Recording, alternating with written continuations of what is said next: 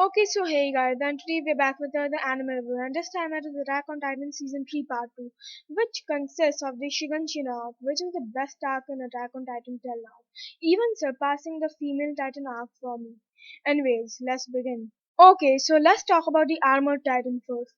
He had got a perfect introduction in this season, and the music that played during his first appearance in this season was great too. The first episode hyped all of us up for this season and it exceeded my expectations for this phenomenally good season by a long shot.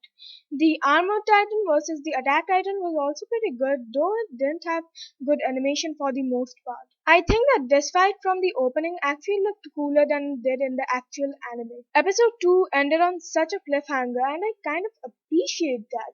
It makes you impatiently wait for the next episode, which is a good thing. However, cliffhangers at the end of seasons are the worst thing ever. Because when you are ending an entire season, you should at least give an ending which satisfies the audience. Okay, so they used CGI on the Colossal Titan perfectly this time, and the Colossal Titan in the anime looks way better than it did in the opening. I'm so happy they animated it for its close up.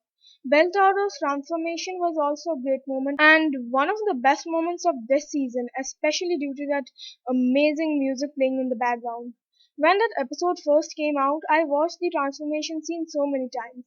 And Armin sacrificing himself for Eren and the rest of the Recon Corps was also an emotional moment, but I liked Eren finally defeating the Colossal Titan boss because it was so satisfying. Eren finally defeated his ultimate enemy, Beltaro Hoover, or the Colossal Titan, the person or titan or monster that started it all. Eren finally had his revenge on Beltaro, which is very satisfying. Okay, so the Beast Titan got so much more to do in this season and I loved it. He also gave us some of the most emotional and horrifying moments of the season, like his perfect game and Elvin's death.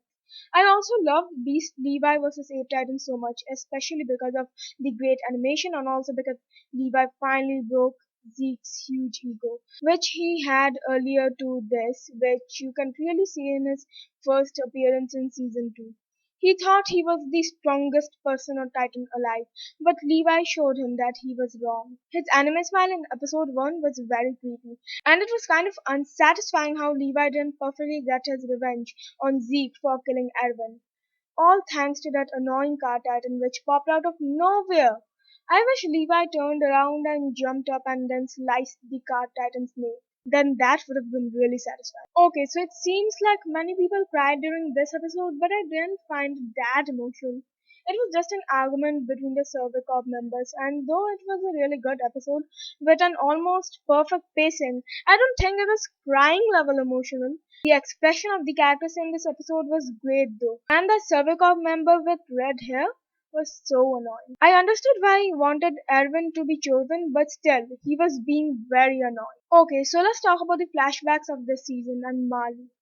I liked how Grisha got his backstory, which turned him from a mysterious character to a sort of heroic character. The episode called The Attack Titan has to be one of the best episodes of the season.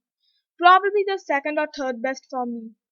Grisha's backstory was again pretty dark, and his backstory also made me hate the Marley people so much, especially that old officer who got thrown by Aaron Kruger near the end. I love the conversation between Aaron and Grisha, and that is exactly what made the Attack Titan episode one of the best episodes for me.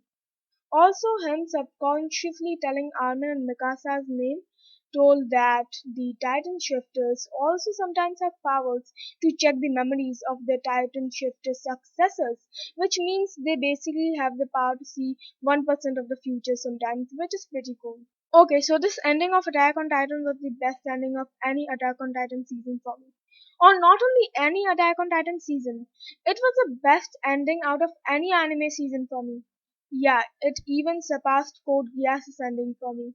And I'm talking about R2, not R1. So yeah, I really love this ending. It was so good that I felt like I myself was watching the ocean for the first time. And it is an incredible thing that this anime can make me feel that. I loved all of their reactions. Even Levi and Mikasa had their eyes widened. Aaron kind of ruined the ending by talking about killing and stuff, but that can't be ignored.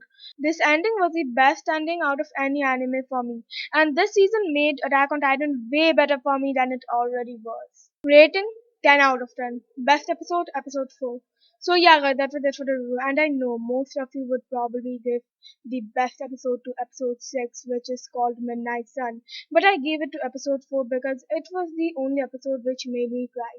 Thanks to Elvin's discussion with Levi. That discussion was just so emotional.